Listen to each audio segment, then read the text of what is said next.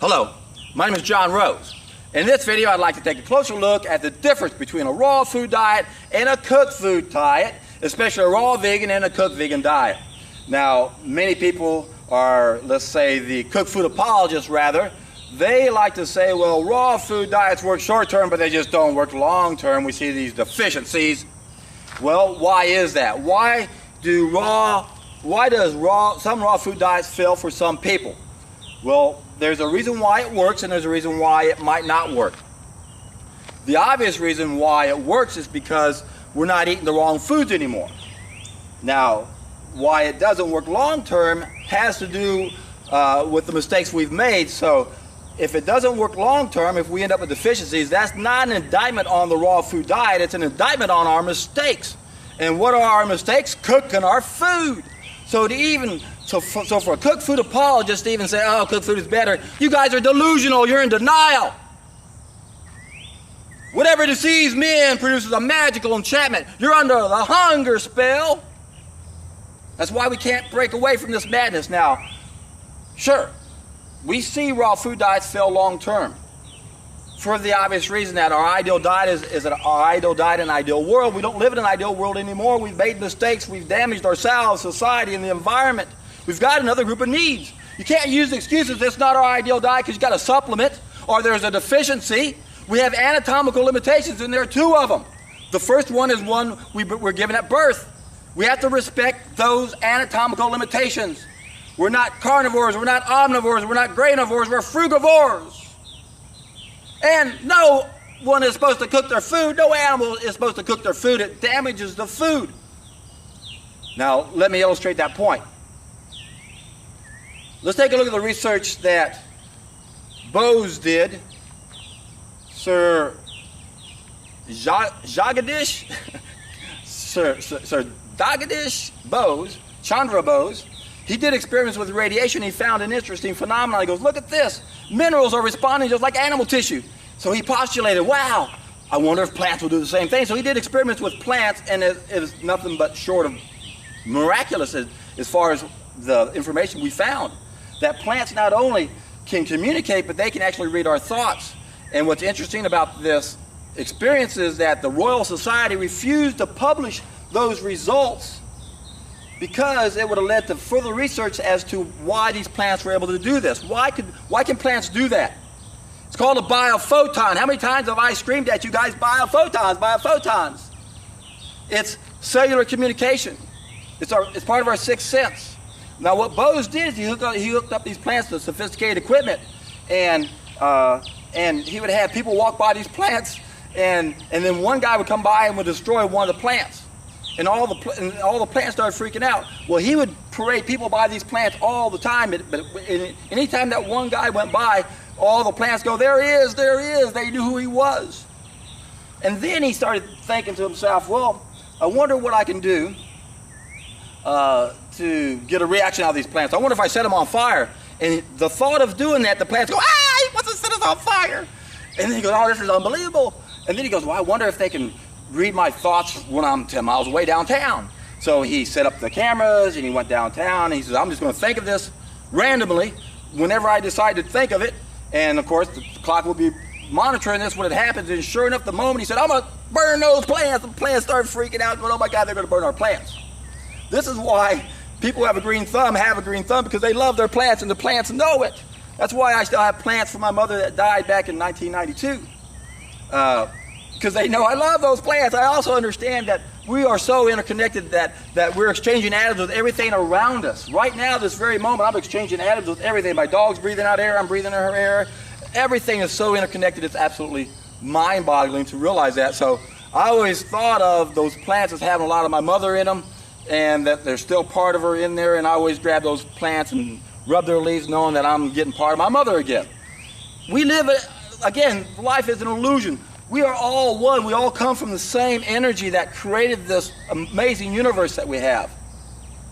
I say we're all specks of the green pea, little specks of the green pea, because scientists finally came out a few years back and they said, we used to say all the energy at one time could fit on the tip of the needle. Now they say, no, it's the size of a green pea. So all the energy at one time could fit inside a green pea, and that's formless energy. That's 0-point energy, and then that energy went into space, diluted itself, and it became formed energy, or tachyon energy, vibrating energy, which is nothing but that little speck of green pea with a bunch of empty space. To illustrate how much empty space there is, let me digress one more time. If you wanted to look at an atom in an orange, you'd have to blow the orange up to the size of the Earth. And then the atoms inside this orange, that's the size of the Earth, would be the size of cherries. That's how many atoms there are in an orange. Now if we look at the cherry, to look at the subatomic particles in there, we find that we could blow that cherry up to the size of several football fields, and then the protons, electrons, and neutrons would be little bitty pebbles here and there. All the rest is empty space. So the point I'm trying to get here is at one time, everything in our universe could fit in something the size of a green pea. Now it's not hard to think about something on top of the green pea communicating to something at the bottom of the green pea when it's only the size of a green pea. Now you expand that out into space, and it's, you know, the universe. How can something on one side of the universe still communicate? It can, and it does, because that's what the biophotons are. You see, when energy steps down a level, when formless energy becomes formed energy, it emits light. That's the biophotons. That's what's inside all of us. And you can take those plants that Bose was doing experiments on and cook those plants. Now, you think that plant's going to read your mind? Hell no! We destroyed the plant. If you're going to argue cooked food is, any cooked food diet's better than a raw food diet, you're delusional. You could take a raw food vegan diet and put everybody on it and have all the deficiencies that we would have, and at least would get the hell out of this friggin' hell that we're in now because we're eating cooked food. Because cooked food just destroys the nutrient that feeds one of our senses. This is a no-brainer. Take a carrot and pull it out of the ground. Take two of them. Take one and go cook it. Bring the carrots back. Cut the carrot tops off. Bury the carrot tops in the ground. What's going to happen? You know what's going to happen. One's going to grow, one's not. We destroyed something in that plant. What was it? Well, we know we destroyed the enzymes, and we know we destroyed the biophotons, both by 100%. Now, you might argue saying, well, we don't need enzymes to digest food, but that's not the point. It's a dead plant. We destroyed it. And that's what we're doing to ourselves. We are what we eat. Why can't we extrapolate that? It's called denial, denial, denial. All you idiot cooked food apologists going, oh, cooked vegan is better than raw vegan. You're in denial. God. Do a little research and find out about biophotons. That's the secret, my friends. We're disconnected. I coined that condition hypoheliosis. On an individual level, hypoheliosis A. On a collective level, hypoheliosis B. I got rid of hypoheliosis A a long time ago, but I still got a hypoheliosis B because of all of you hypoheliosis A's. That's my mission, is to convert all you A's over and get rid of that so we don't have the B no more. That's how we crawl out of the rut. As long as most of us are disconnected, we will have the wrong mentality collectively. Things will never change unless we change our mentality, and the only way to change our mentality is for us to reach the tipping point, and that's where the first of my three-step process comes into play. Three main ways to correct 5 big mistakes. The first one destroyed one of our senses, and most of us aren't willing to do the other 2 ways, and you can do that. I have no objection at all, but we got to get everyone's attention. We need at least 10% of the population to do what Bill Bright already done. In 1 year, he had 14 million people doing what I'm talking about. So, I'm not unrealistic. This has been done before, and we can do it again. We have the means right now with the internet to share my videos. Everything you need to know is in the description box below under my first step to get you going. The information's out there, but what you're going to find is a lot of confusion within the raw food community. But if we just stopped shooting inside the tent and got to the tipping point, and once enough of us started doing this, we would fine-tune this diet so there would be no deficiencies whatsoever. And the reason why we have them now is because we have 2 groups of needs, which I was explaining earlier, and I started digressing. The first group of needs, anatomical limitations, were given at birth. You can't deny that. No animal products, no plants, no grains, you vegetarians. We're not grainivores. Got to cook them, right? Okay. What does cooking do? Destroys the biophotons, destroys the enzymes, lose 30 to 70% of the vitamins. If you boil something in water and throw the water out, you lose 40% of the minerals. But you create carcinogenic substances. Acrylamides, the carbohydrates caramelize and they form a carcinogenic substance, acrylamides. We have always known fats are carcinogenic.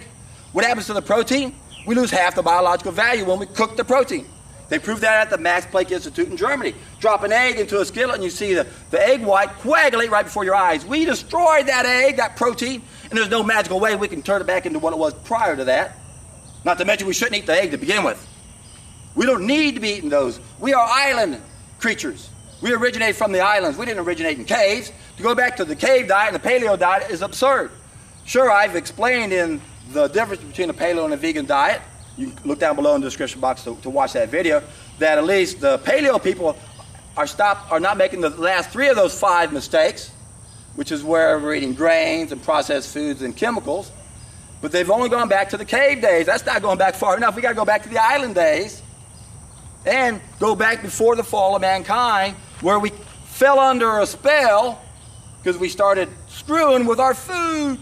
Now it became a drug. We're eating things we're not biologically adapted to eat.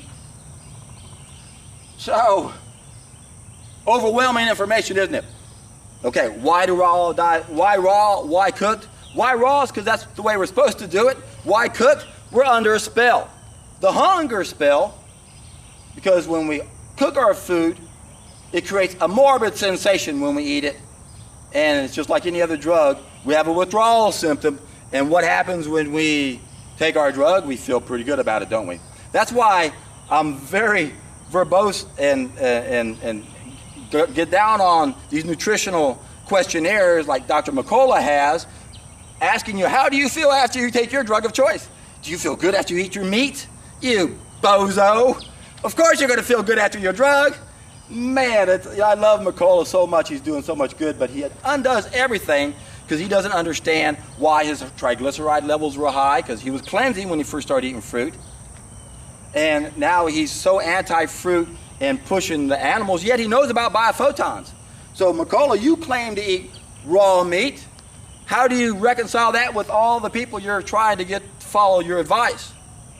I don't see you say anything about raw anymore, or at least the meat, but yet you keep promoting it and saying, here's some cooked food recipes for meat. Why is there so much confusion in nutrition? There shouldn't be any confusion at all. It shouldn't be any harder for us to figure out what to eat than it is for deer. And it would be if society didn't attack early, when we were helpless, before we had the ability for critical thinking. We were taught the same mistakes that our parents were taught to us by our parents, and right off the bat we get addicted to the wrong food. We're under a spell. We start our journey off in life under a spell. Whatever deceives men seems to produce a magical enchantment. That's what cooked food does. Why raw? Why cooked? Cooked, you're under a spell. You're in denial. You're delusional. And to figure that out, do the first of my 3-step process. Correct all 5 mistakes. Quit eating the wrong food. Go on a solid food vacation. Drink a gallon or 2, 4 to 8 liters of freshly made juice. And watch those biophotons come up, and watch some of that crap come out of you from eating all that dead cooked food. I don't care if it's plant food or not. You're not supposed to eat it. So, have I convinced anybody? They probably aren't with me at this stage, but who knows? Put your comments down below if you agree or disagree with me. We'll start a discussion on this, an honest, logical discussion, and there's no reason why we can't take one topic at a time like Socrates would do and discuss it logically and politely. I know we're on the internet and people seem to be idiots sometimes, and they many times don't mean to be. I know I'm not as good as expressing myself in the written word as I am verbally.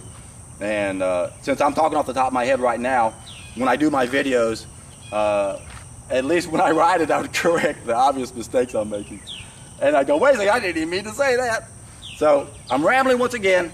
Only thing that's important is for us to test an idea as time has come so we can prove this to ourselves. I've said this many times, and I like what Aristotle said, believe only your own experience. There's no fact like a fact learned from your own life. Do what Arnold Ehret did. He would fast, get clean, and then test out the diets. That's what I did. I've been using myself as a guinea pig for over 30 years. I've documented everything I've eaten for the last 30 years. I've been paying attention to not just the food going in calorie-wise and comparing that to my exercise. I'm also looking at the food coming out. and the urine coming out. I'm making sure my kidneys are filtering. I'm making sure what I eat comes out at the right time. And what happens if I change things up?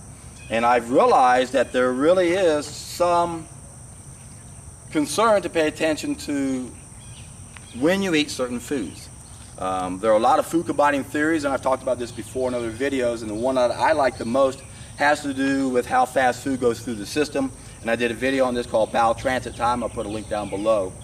And that's the key right there is when we're eating the wrong foods we're not meant to eat, like cooked plant foods, then it changes the bowel transit time.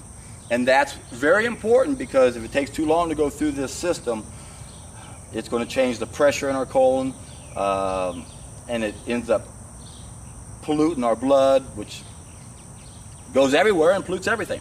So it's, again, it all goes back to we are what we eat. Raw versus cooked, I think it's a no-brainer.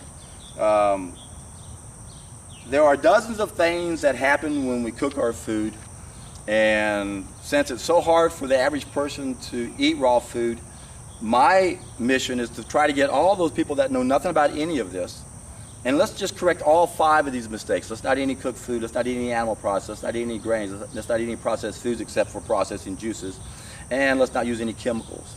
So when we correct those mistakes, you will have an aha moment after several months, and you'll realize, man, I really did well because I corrected those mistakes. Now, we're all 5 of them mistakes. And I'm convinced they are. And you can see what you can get away with, and what you're going to find is different people will be able to handle meat better than others, or dairy better than others, just like some people can handle grains better than others. But just because we can handle those foods doesn't mean we're impervious to the fact that we shouldn't eat them. There's still danger that comes from eating foods we're not meant to eat. All we can do is just rely on our own experience. And then once we get clean, then we can test the diets out and see if you think that's the right food for you. In most cases, if you go the distance on a long cleanse and you go back to eating certain foods, you'll realize right away that's not giving you energy, it's taking away energy. It's not coming out of you fast enough. I've coached thousands of people, and one of those common comments I hear from people after they do this is they say, I'm really in tune to my body now. I'm really aware of what's coming in and if it's going to go out. When you don't put anything in this food tube for maybe 2, 3, 4 months, take it one day at a time, you can see, okay, here come the cherries, there they go. Here come the bananas, there they go. I'll eat a salad. Wow, that looked a lot different, didn't it? And then you eat something wrong, you go, well, where's that coming at? And all of a sudden you see things overlapping, and we just have to we have to respect our body's anatomical limitations. Once again, there's 2 of them. The ones we were given at birth, we're not meant to eat animals or grains or cooked food, and the other anatomical limitations from making mistakes. Again, you can't blame the raw food diet. You cannot indict the raw food diet. You got to indict the mistakes we made that damaged ourselves so that we have deficiencies.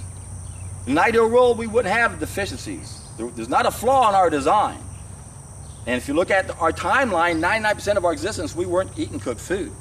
To even suggest that we're doing something better now is a joke. That's the fall of mankind. That's when it changed our mentality. And you can't use the excuse that raw food diets don't work long term because there are some deficiencies as a reason to go to cooked food, because you're still disconnected and you're still eating the wrong food. So where do you go from here? It's simple. Testing ideas, time has come. And when you do, you're in for a treat.